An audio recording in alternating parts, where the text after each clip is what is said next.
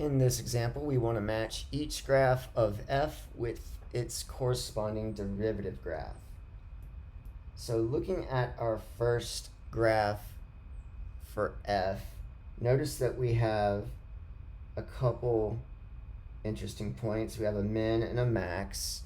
So those indicate where x-intercepts are on f prime because the slope of the tangent line is 0, therefore f prime is 0 at those 2 points. So from there we can see that it's either going to be this graph or this graph because those have x-intercepts, and it can't be this one because this one also has 0 as an x-intercept, so it must be this graph.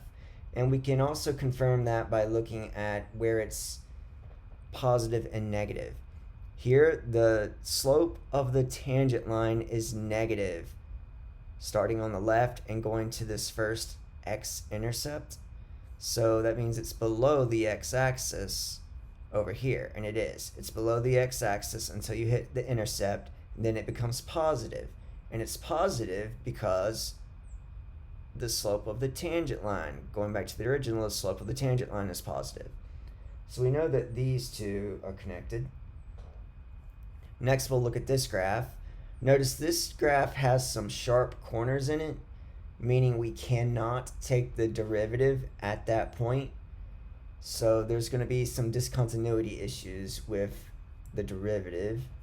And we can also see that the slope of the tangent line is positive, and then the slope of the tangent line is negative, and then the slope of the tangent line is positive.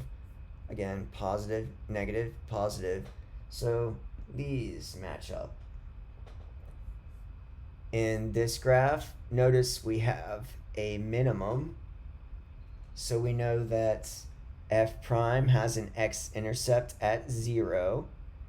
And looking at the slope of the tangent line, the slope of this tangent line is negative up to this point, and then it becomes positive.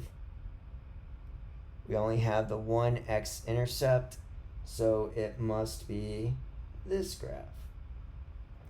And then looking at this graph, we have two maxes and a minimum.